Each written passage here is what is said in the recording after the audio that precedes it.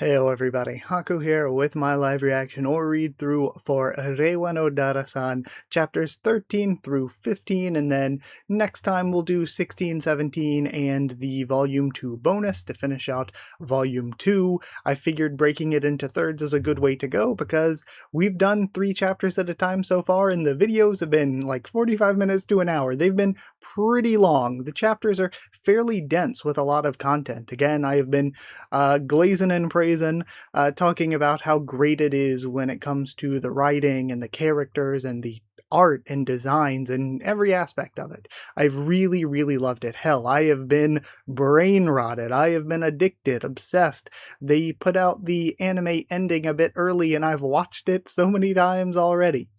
And as far as the anime goes, since it's about to start, I don't know what I'm gonna do. I don't know, like, a part of me feels like I can't hold back from watching weekly, but another part of me was really hoping that I would have more videos out by now, that I'd be not necessarily caught up, but at least mostly through what the anime would be covering, so that the anime doesn't spoil me, the anime doesn't outpace me, but at this rate, the anime's probably gonna outpace me. So I don't want to get spoiled since I'm doing these reaction videos, these read-throughs, so I guess I can't watch all of it weekly. And also, they've already had the Blu-ray announcement, and the Blu-ray is going to be the Is This Okay in the Reiwa era version, which makes me think, what is that going to entail? I guess maybe they could show more gore. I didn't even think about the gore aspect of it, like with her legs and everything, because I was thinking, we already don't really see nipples or anything. A lot of the jokes, a lot of the things the characters say are on the edgier side of jokes, I suppose, but those aren't really going to get censored, it would seem. So it just made me wonder, what are we really censoring? Like, the characters are very, very sexy, but we haven't really seen anything, like I said, we haven't seen any nipples or anything, we haven't seen anything super over the top. Maybe Dara's gonna show some more boobs. The only thing I could think of that would justify an uncensored version is if the TV version's going to be heavily, heavily censored, but it just doesn't seem like that from the PVs. And I also don't know what more they would show in an uncensored version. Usually uncensored versions are reserved for things where they're just throwing nipples at you, and maybe the anime will, but the manga doesn't or hasn't so far. Maybe I'm gonna get hit with some here. Even Kaoru has been tastefully censored in that sense, which I mean kind of adds to the fan service that we've seen there, I suppose. Unless they're straight up adapting the R18 version of Chapter 7, which I would not have expected them to do. I still don't expect them to do, but what else does the Is It Okay in the Reiwa version entail? I don't suspect we'll see Kaoru losing his gallons, but I could be weirdly wrong. So I have no idea. But at least for now, I don't know if I'll wait for the Blu-ray or if I'll watch weekly and then watch again with the Blu-ray. I don't know. I have just been so hooked, so addicted, so excited for this series that I'm not sure. I even watched, I think I might have mentioned it last video, or maybe even last video wasn't before that. I even watched like the cast event stuff, the presentations that they did. So I have been very, very, very into it. But the Blu-rays are coming out in 3 parts in October, November, and I think there hasn't been a date for part 3, but you would assume with that release schedule it'd be December. So I may just wait for the Blu-ray version and just see it uncensored if that's what it means. But we'll see. Either way, lots of yapping. Sorry about that.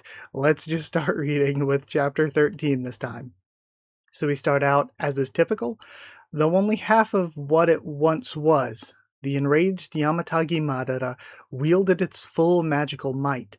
However, the elder priestess had come well prepared to deal with its weakened body, and the younger priestess fought as if she were in a frenzy. Not even the great fiendish serpent could withstand their might. And Dara-san reacts to something? Milady, are you okay? Well, not Dara-san yet, but the younger sibling. It would seem the snake god is becalmed once more. Ideally, we'd cast further spells to restrain it with all haste. We need your strength to haul it back into the cave to seal it away again. But the hour is late, and what's more, I am quite spent and likely in no state for the ritual. While the situation remains precarious, my elder sister and I will seal it on the morrow. But, my dear sister, why did the seal break in the first place? Was the snake stronger than we reckoned, perhaps? Or was our magic insufficient? How brazen! Perhaps, at the time of sealing, I'll have to examine the cave thoroughly, though I'd wager. Some foul ploy of yours set it free, did it not? What? And she gets jumped from behind? Shameless wench! Haven't we suffered enough without you setting this upon us? Now then, gentlemen, I leave her in your hands. Hold her down as hard as you can.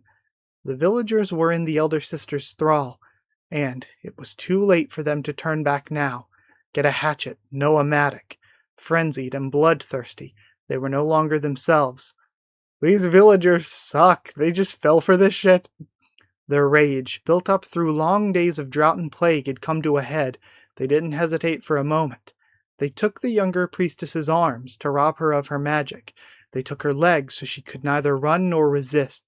So, again though, the people of this village, not all of them, but a lot, the people of this town, I guess, that we're in now, are descended from the two villages.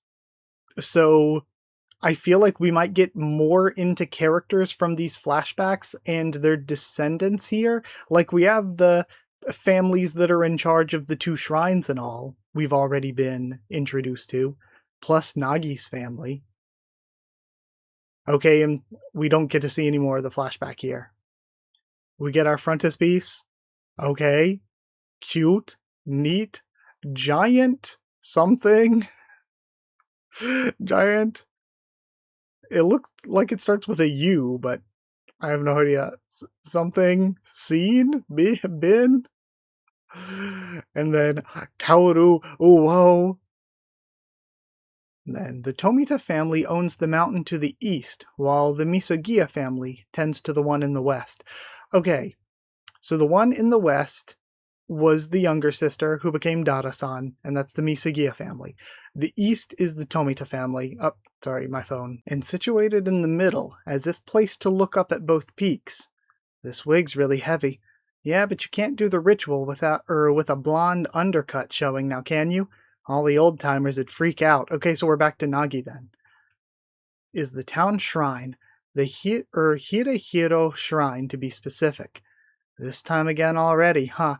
So, the town shrine's in the middle between them. I wonder if that is related to the elder sister, though. Because maybe after the younger sister was taken out, they just sort of moved to the center, everyone. I do love how you could see with all the characters, especially after last read-through, getting introduced to the Tomita. It really makes you think about how we could, using these flashbacks, even after, like, continuing the flashbacks even more after seeing what happened to the human who was once Dara-san, or the human who Dara-san once was, even going, earlier than that to see some different things in a flashback or things after that, and then meeting new characters in the flashback and tying them into the characters in the present time. There's a lot of potential. Single-use contact lenses. Come on, you know the drill. You've got to wear the mask, so no glasses. The Hatahiro family has led the shrine's rituals for generations. I wish I could 3D print a copy of this thing and stick glass lenses in it. Is all this really necessary? For a college student like Nagi, it's an exceptionally busy day. It's almost go time. I need you out there. I know. Incidentally, it took so long for her to get her contacts in properly that the rite started 45 minutes late. Let's hit up the festival, Dara. I love just screaming, clinging to the fence. What nonsense are you spouting now? Ah, the town shrine's seasonal festival? You two can go on your own. Their faces. I'm not saying that to be cruel, you know. Listen. About the word oni. You have a sense of what it means yet. Yes. Yep, sure do. Well, your imaginations might be a bit a tad askew, but moving on. Holy sexy Oni. Wow. Oni are said to be monsters of legend, the prison guards of hell, along with what else? Jealous Hanya, ravenous imps, and so on. But the word once referred to the souls of the dead too. That which was unseen, unknown, not of this world. All such things were once called Onu, the concealed. In time that became Oni.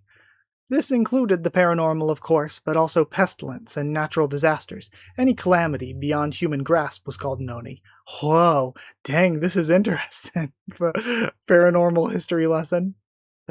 The kanji for Oni can also be read as kami. In other words, it can also mean god.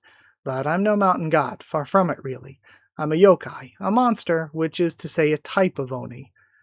And then, giant O-thing?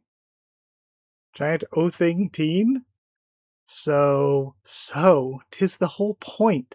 Aside from the mountain shrine where I'm deified, I've no hope of getting near a shrine's festival unless it's a shockingly lax domain. We see the holy barrier around it. Come on, at least try and see. Hehehe. You are incorrigible, child. Fine, but only under an invisibility spell, okay?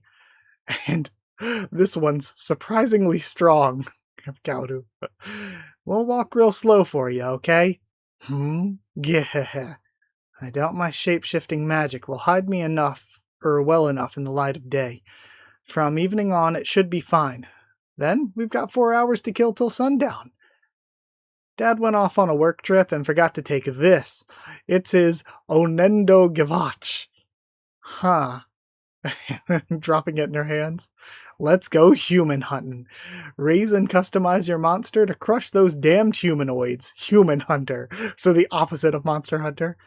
Are you old enough to play this? I suppose I've more pressing concerns. With so many eyes around, I doubt an overcoat will suffice to hide me. And she scratches in a spell. Transformation spells aren't my forte, but here goes. She forms hand signs again, and 2 of the arms flatten out and attach to the one. We meant to ask when you did the leg thing, but doesn't that hurt? Well, my limbs aren't actually crushed, though they do become rather sluggish. You probably should have waited till after the game sesh then. I know that. I'll just release the spell for a bit. How's that? Oh, that reminds me. I borrowed a change of clothes for you. Since you two started hanging around, I've been swiping and altering clothes from the dump and such. 'Tisn't as though I'm at a loss for options. Here's your happy coat, Dara-san. Take it back, and it says festival on it. You can wear it. You're a local, ain't ya? And we have take it back. I said the idea in Kaoru's mind. But hey, if you go out with all your limbs normalish, you could wear anything. Yeah, I suppose you are correct. But if I'm to be out and about with you without invisibility magic, I must keep a low profile. That shape-shifting spell doesn't hold up to scrutiny. Thus, it's best if I don't wear clothes that stand out. Is that so? Then how about we go grab that maid outfit we left at your place? Did he hear a blasted word I said? The devious nature of this panel. In any case, I found some clothes left behind in that deserted house. I'll go pick some that'll suffice to cover my limbs. My choice. Don't awe me. Meanwhile, Hinata grappled with the decision to speak up or not, because whatever Dara-san wore, she was a young-looking lady who's real damn tall, with real damn long hair, and real damn huge breasts. Heh. What could she possibly wear that'd keep her from standing out? And then we see, a page for the spell she used before, Wheel of Flame. A very cool-looking artwork here. An effective bit of magic that combines jets of flame into a wheel shape. Because it requires the caster to extract demonic energy from slain yokai and store it in their own bodies, it's considered taboo sorcery. It gets its name because it bears a close resemblance to a kind of yokai known as akasha. The pronunciation differs, but both the names are written with the same kanji for flaming wheel. Though the spell appears to set the air ablaze. Hiccup. Its flames aren't hot at all. On the contrary, much like the will-o'-the-wisps and other ghostly flickers, they're actually cold to the touch. And now we have Gobcom, Goblin Computer Entertainment, Human Hunter. The Onendo Gavach dominates the handheld console market. Gobcom is one of the top developers on the platform in terms of sales, and Human Hunter is the crown jewel of their lineup. Players take control of monsters as they rise up and fight back against several oppressive humanoid tribes that drove them out to the fringes of their homeland. They can use harvested bones, blood, organs, and more to craft new weapons and gear, and even establish human farms to earn more resources. The more you play, the harder it is to imagine how Gobcom managed to keep it a Sero C rating. Though Human Hunter is marketed for ages 15 and up, its player base spans all walks of life, from elementary schoolers to full-time employed adults. We have platform Onendo Gavach, genre hunting crafting action, players up to 6, Seto rating C, age 15 and up. Ugh, I need way more blood-drenched paladin armor chunks. Yeah, these mobs aren't dropping any 1,000-year-old elf mana bladders. And I love Dara being the straight man in the comedy for this series compared to, like, the wildness comes from the regular humans rather than the supernatural. Very, very good. Very cute chapter. I'm excited to see more of what we could get from the festival. That's exciting. And I really want to see more out of the characters. This seemed like, just more of the usual, which is good, but I'm excited to see more. So either way, let's move on to chapter 14. We're back in the flashback at the beginning. The villagers heaped the younger priestess with undeserved abuse and a torrent of malice. Sister, help me. The pain was so great she couldn't even raise her voice in protest. The elder priestess couldn't stifle her peals of laughter. Why do you scorn me so? Please, sister. Her laugh was filled with a terrible joy, but in their frenzy, the villagers didn't hear it. They were already blood-drunk, nearly more demon than man. And maybe, again, like, the gore and brutality might be what is censored in the TV release, because I feel like this goes way further than the ecchi does. Even faced with the horror they'd committed, they gave in to bestial lust. In the throes of utmost despair, the younger priestess steeled herself to take her own life before they defiled her. But then, and we have the sister stepping forward, dear sister, and her mouth is cut open then. Why couldn't you just rot away deep in the mountains like the beast you are? Why? Why did it have to be you? And I feel like the older sister here is one of the most straight up evil characters I have read. Like, the motivation for this level of brutality is very light. Like, we have seen some evil characters do some evil things, but they think themselves doing a good thing in this way or that way. But she is just straight up out of jealousy, really, and a sort of unfounded jealousy, doing all of this super evil stuff.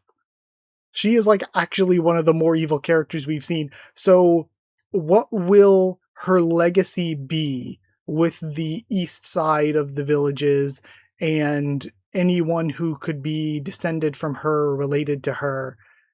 Like, what will that legacy end up being for a character so evil? And then again, Dara-san said her revenge had already been gotten, so that leaves us with more mystery. Milady, why did he pick you? Milady, how did you seduce him? You couldn't wait to sink your fangs into him, could you? Oh, still here, are you? Do you know what you are? You're a pack of fools whose baseless hatred of my sister and the East. Okay, so the sister was in the East then. So, this is an interesting switch up then. Because Dara-san and the body, the West Village are the ones that the Misugiyas are in charge of, or the West Shrine, right? They're in charge of the West Shrine, but that's where the body and Dara-san are for some reason. even though they were originally from the East. Weird. So how did the two sides switch, you know? If originally Dara-san's human form was from the East, and this, and the older sister was from the West, but then, you, okay, maybe, maybe I'm reading into it wrong. You fools whose baseless hatred of my sister in the East drove you to set half of Yamatagi Madara free. So maybe she's also blaming the West. It is the West that they were from, but they're blaming the Western villagers as well as the human who was once Dara-san. Oh, poor, name is blacked out, my precious little sister. She fought desperately and to the brink of death to defeat the beast's body, only to be ravaged by the very ingrates she'd saved. Milady, what are you saying? Ingrates who then rushed to attack me and seal my lips. Amid stagnant pools of serpent's blood on the floor of a grim forest that viscera had defiled. Why, I had no choice but to kill you all to avenge my sister. Met with cruel violence, injustice, and deceit, betrayed and discarded. I shall not forgive them. The younger priestess spat her final despairing breath, and with it, her first and final curse. This hate of mine shall never fade. It was as if the very world around her was an altar set to ensure her curse took root. And we have all of the snakes coming in from the body of the decaying Yamatagi Madara. So, she said her revenge was already taken. I think I had got it wrong. The villages didn't switch. It's just that after convincing them to turn on the human who was once Dara-san, after convincing them to turn, she then was going to take out them as well in order to, again, just eliminate her enemies, but also make it like provide an alibi for herself. Oh, they attacked my sister and then tried to attack me, and so I killed them to fight back, so that she didn't seem like she was involved in any negative way. Okay. Got it, I think. And now we have, assuming this is Dara-san, oh yeah, because of the hands and everything. She's got the Crocs on. Lots of Crocs in this series. Pweh. What? We knew you'd be tall based on your snake butt, but you're way taller than we guessed. You were half sitting back at my B-Day party, so we couldn't tell. Tisn't much of anything to boast about. Have you a mask to cover my mouth?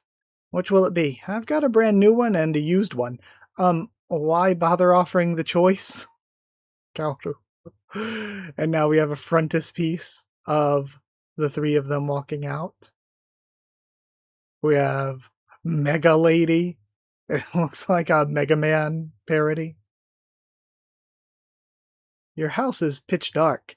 Gramps is off at a town council meeting. We told our folks we'd go to the festival with a friend, so they're off on their own. Let's just say it's some rare alone time for him. Wee hee hee hee. And her awkwardly in the middle. Oh, right.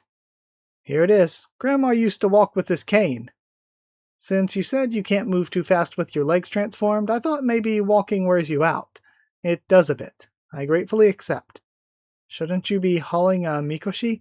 Nah, the kids' mikoshi parade ended around noon. There it is, the Newtown Shrine. Relatively new, that is. 'Twas already there when I regained my sense of self. I've seen it from afar before, but never up close like this. And we have the edges of the barrier, I guess? That's odd. Huh, what's odd? The holy grounds are well kept, physically and spiritually. The priest here must be earnest and adept. Nevertheless, ooh, I want cotton candy. Let's go halvesies. And pulling her forward, I don't feel the slightest hint of resistance to my presence. Maybe it's because she's discovering, again, the changes with herself. She's not really this evil spirit anymore. So it's not, resisting her. Looks like I made it in. Go figure. I don't know what's up, but me and Kaudu are real glad you're here with us. How do you think I feel, having to be treated by a pair of preteens? And she goes and sits down. We have a 2-page spread like this. I don't know if we've seen this very much in Dara-san so far. Phew, this body of mine may not get tired, but I still can't keep pace with a pair of children. And we have all the things that they did at the festival.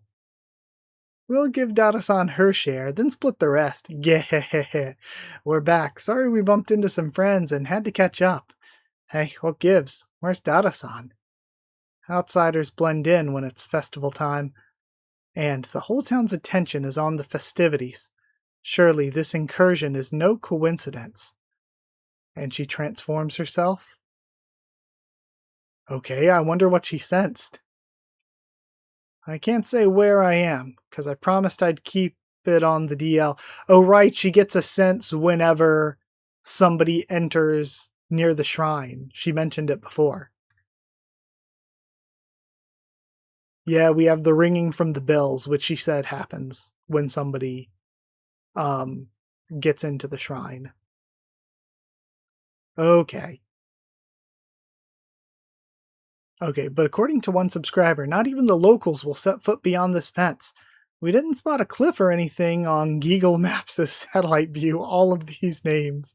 So there's got to be a more interesting reason. And here we are at last. We have A Kusaha? Or El Kusaha? I would think A Kusaha. Horror channel. Forbidden Ground. A investigates the truth. We're past the fence and pressing on to the unknown. It seems even more of the area is closed off than usual lately due to a recent natural disaster. We crossed the the fence we crossed looked brand new to me. What's up? The signal just dropped. The stream's offline. Huh, what? The battery's got plenty of juice. Let's keep shooting. We'll edit it to post later. Damn it, we had a lot of viewers tuning in too. I'll reply to the comments when we're back online. Hey, get this on cam. What is it? Whoa, take a look at this. There's a shrine and it looks pretty heavy duty for how new it is. Check it out. I guess a lock wasn't enough. It's tied shut with rope and wire too. Give me that thingy. You know what we used to cut through the fence? What? Come on, that's going too far. I'm getting real bad vibes here. But I've just gotta see what's inside. Here goes. And they cut the ropes off. It's a box. And it's heavier than it looks. There's something wrapped in, is that paper? Let's see what it is. Crazy that they were able to do all of this before Dara-san got back. Beep. Wah. What is it? It's like wet. Here's the thing about cursed relics. So long as the curse on them lives, they neither rot nor wither away. What the hell is that? And we have the arms. A human arm. A powerful curse can cause harm in an instant of exposure. And that which would gnaw away at your very life will offer no mercy. And we have her arms crumbling from the curse. But then Dara-san grabs her. Quiet. Such banes are prone to spinning webs of spurious connections. If left alone, a grudge that has long since lost its will and reason is apt to indiscriminately spread its curse all around. And she seemingly tears them into the other world, spiriting them away. Well, it seems Yamatagi Madara's still spry. Okay, so we're getting introduced to somebody else, but I wonder then, because they were getting, like, it looks like their arms are getting twisted up by the curse. They're getting hit by the curse of her relic. So she might be pulling them in there, spiriting them away to try to save them before it kills them. But who knows if it'll actually work. Good evening. Welcome to A Kusaha's horror channel. After our stream mishap, all we found was a grove with a few edible plants. Okay.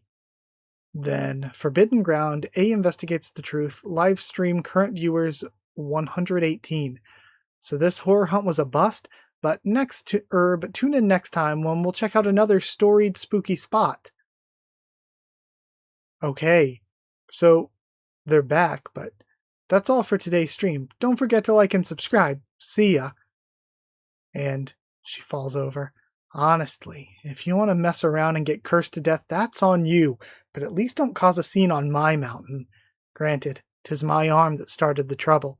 Okay, so she was being puppeted by Dara-san. I wonder if there was a way to save them by spiriting them away.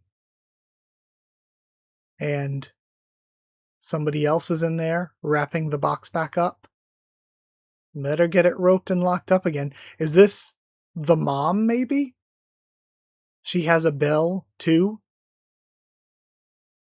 And it's weird that the grandfather was like, oh, I've never even really seen Yamatagi Madara, or whatever. But it seems like the mom not only has seen, like, is somewhat familiar, at least, with it. Because she said it looks like it's still spry. Okay. Hey, honey, it's Chiyo. Yeah, exactly. Sorry, but could you dig back into the left corner of the shed? I need the black lacquered box. Yes, that's the one. Just leave it on the dolly and I'll handle the rest. Sorry to bug you when you finally got some time off, dear. Don't be, Chiyo. Hang in there with your duties. Hehe, thanks. And we see William. I haven't seen you or felt your presence since I had those 2 kids. But I'd bet you're still out there somewhere keeping this shrine safe and sound, Yamatagi Madara-san. Interesting. Oof, I can't go back now. And, if it's not too much trouble, please watch over Hinata and Kaoru along with the mountain. Please keep them safe from curses. That's not a thing one asks of a Tatarigami, Chiyo. I can't return to the festival with my shrine in disarray now, can I? I'll send the kids a text. The reply she got from Kaoru was positively dripping with disappointment. So it seems like she couldn't actually see or hear her. And she's like, well, I can't make myself seen again or come back fully from the spirit realm. She's like just partially still in it. So she could maybe feel her arm on her shoulder, and maybe she could hear that line, but she couldn't see and hear everything. So she doesn't have the sense like Hinata does. Interesting. Okay, it is El Kusaha. Okay, so she doesn't have the same sense that Hinata does. Maybe not even the same as Kaoru.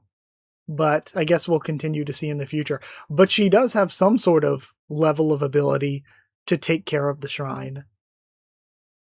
Interesting chapter. A lot of interesting things went on here. And also, after puppeteering them and letting them back out, I wonder if they'll be alright, other than maybe their arms being messed up. We see El Kusaha. El Kusaha is not a real name, just an online pseudonym. She regularly posts horror-related content to a popular video sharing site. Elle first made waves with a video called Let's Break the Brains of the Ghosts Haunting These Ruins, in which she snuck into an abandoned building wearing only a skimpy swimsuit. She got so swept up in her newfound online fame that she quit her day job, leaving her currently unemployed. Since the aforementioned video was deleted for violating the site's terms of service, she steered clear of the salacious stuff. Though she operates on a shoestring budget and tries to fly under the radar, she's earned herself a reputation as a troublemaker out to get a reaction. Elle met her demise after taking a direct hit from the Kaminagi Shrine curse. Her corpse was swiftly sent off to the spirit realm, so at least it won't live stream the curse to the world she left behind. Okay, so it is actually her curse. Her corpse. The curse actually did kill the 2 of them, just from that little bit of exposure. That's how crazy the curse is.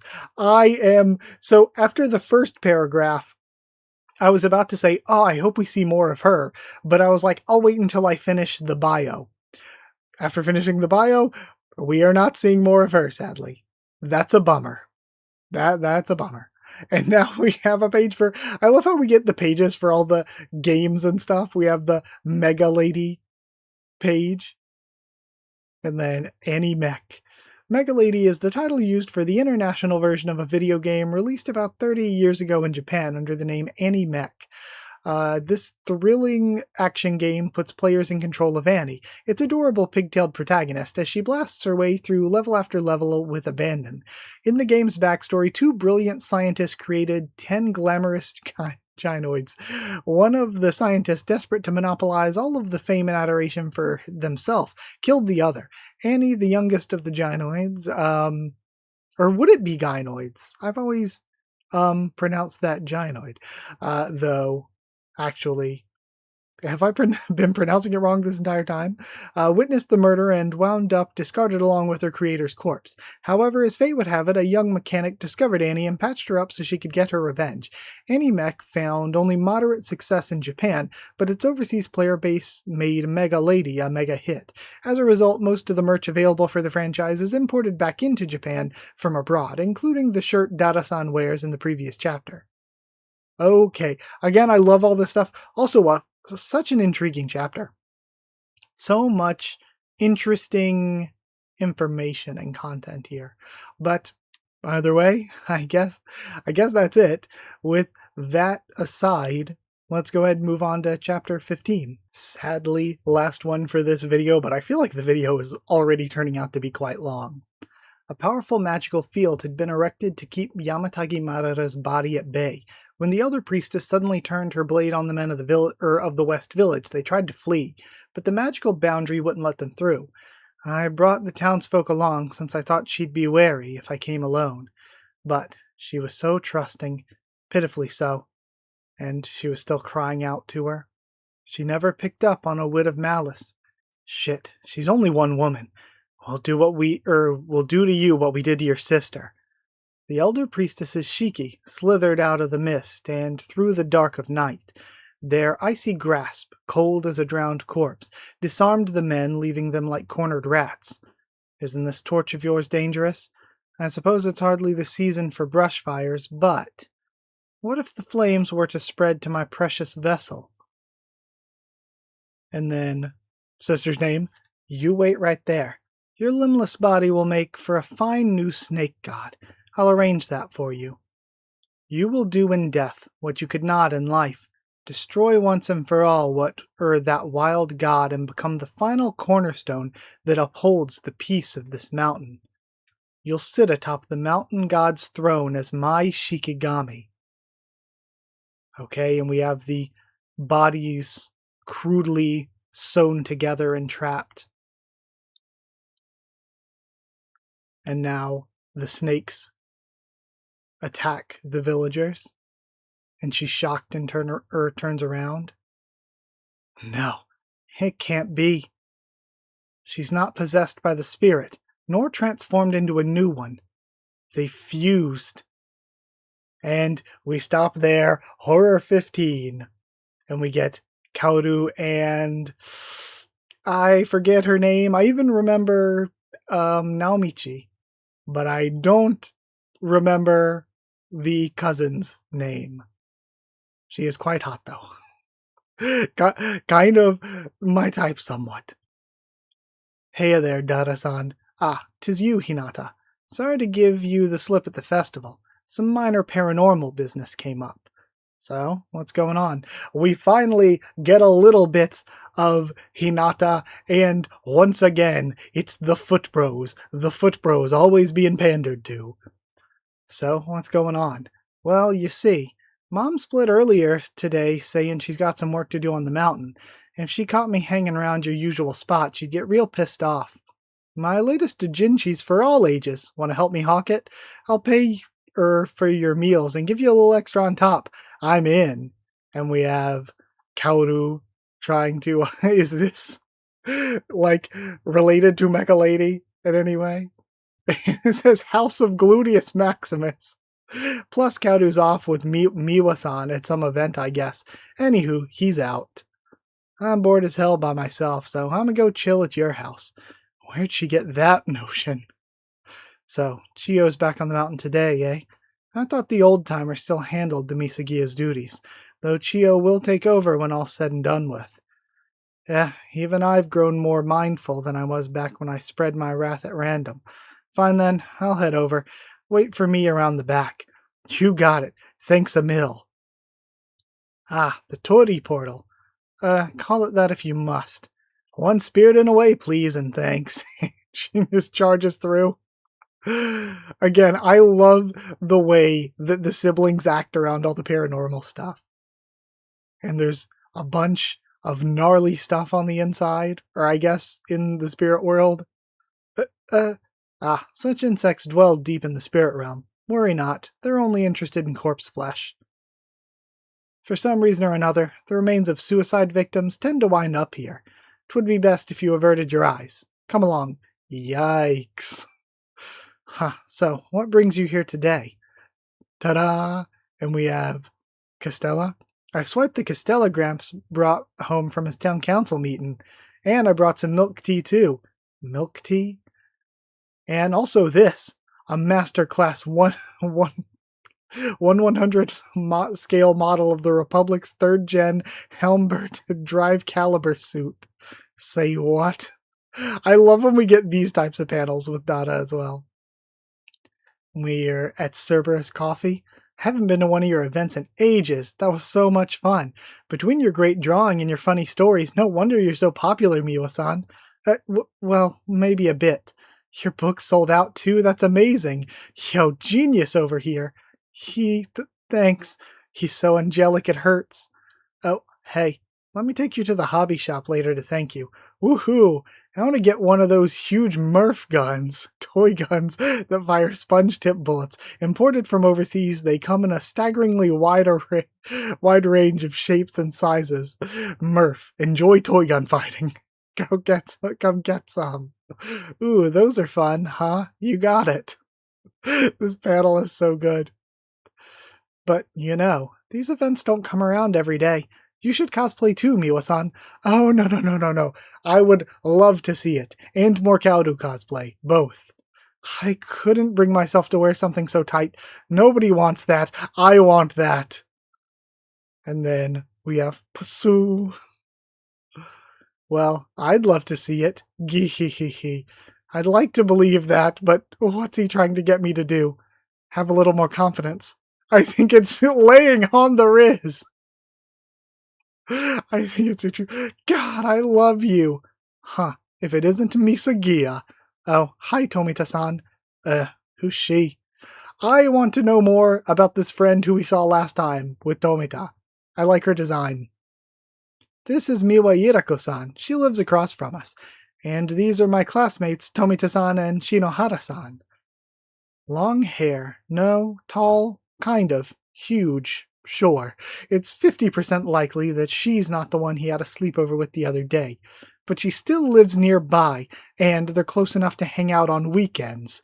Not only is she his classmate, but if she's a Tomita, she's and we have both of them thinking about each other.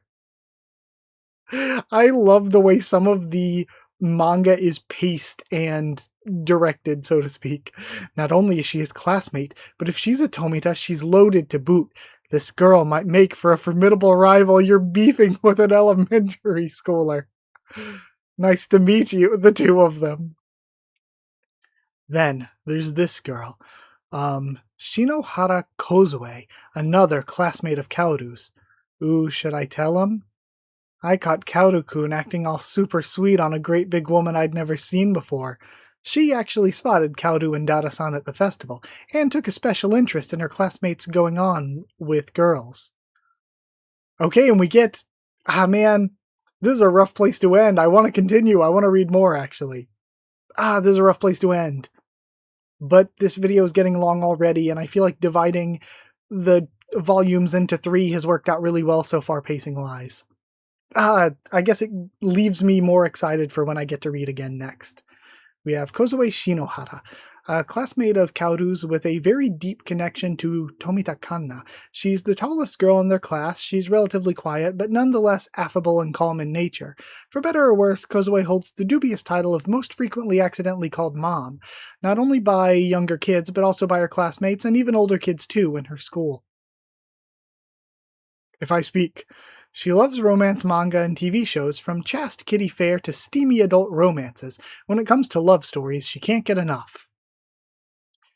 And we see the Cerberus coffee brand page. A local chain of coffee houses. Their coffee's middling at best, but they boast a very popular lineup of excellent cakes and pastries. They also offer plenty of beverages for kids and grown-ups who don't care for coffee. Someone who wasn't clued in could be forgiven for assuming Cerberus was primarily meant to be a dessert cafe and patissier. Why am I blanking? I have probably pronounced this plenty of times, but I am blanking right now while reading. I'm pretty sure it's just patissier. But no. What? I don't know what's wrong with me. I'm sorry. The chain got its name because its founder had 3 large dogs. Perhaps that's why most Cerberus coffee locations allow patrons to bring their pets inside. Alright. And again, continuing, even with the logo, with every character being so hot in this series. But either way, with that aside, probably turned into a longish video, but I loved this again. I am so obsessed with this series. I adore it. I love the art style. I love the character designs, and how I think this time the slice of life maybe even got overshadowed by the serious stuff. How well those flashbacks are written. They are brutal, somewhat hard to read. They are so good. Very, very good stuff coming out of the flashbacks. I enjoyed that a lot. That was very, very good. Like the serious stuff, but also the comedy bits. We've had funnier comedy bits in some of the previous chapters, but the ones here were really funny, were really good. I like these generally. And beyond that, I don't know if I have much else to say. The fan service was good. Would like even more. We're just getting drip fed. Just, we got kind of one panel from behind of Hinata and panties. Again, it's not really a lot. It's not even very fan servicey. Dara-san, I don't think what we saw was super fan servicey. She was just attractive. And of course, the cosplay panels weren't that, skin showing for either Miwa or Kaoru, but still, wood, very, very good looking. So yeah, all of that really, really good. And now, with where we end this chapter, I really am excited to read again. I want to continue right now, but I have so many other videos I need to make. I just have so much this week. So either way, with that aside, I'll end things here. Thank you for being here. Thank you for watching and everything. Like if you did like the video, comment down there to tell me what you thought of this set of chapters, my thoughts and reaction to them. Subscribe for more Reiwa no Dara-san. Geez, having trouble speaking at this point, and I still need to record a lot more, honestly. Subscribe for more, much more on the channel. Like, comment, subscribe. If you want to help support the channel by sharing around or dropping a super thanks, it's really appreciated. If you want to help support the channel by becoming a member or patron, you get your name at the end of videos and get One Piece Bingo a bit early in addition to helping support the channel. I haven't updated this in like 2 weeks. I am sorry. I've been so busy. I really need to, though, because I am so very grateful. Just hit join down below to become a member. Go to patreon.com/Haku of the Tubester. A link will be in the description to become a patron. Thank you to people who are already members and patrons. Thank you to chosen regulars Evan Holly and Bertie Booster, Magical Girls, DD Ban and Maru, Chiverton Student, David Langstaff, Slayer Candidates, SG and Stan Cedar, and Pure Element Pate Ardell. Thank you all so much for your support. Thank you all so much for watching, and I'll see you all next time.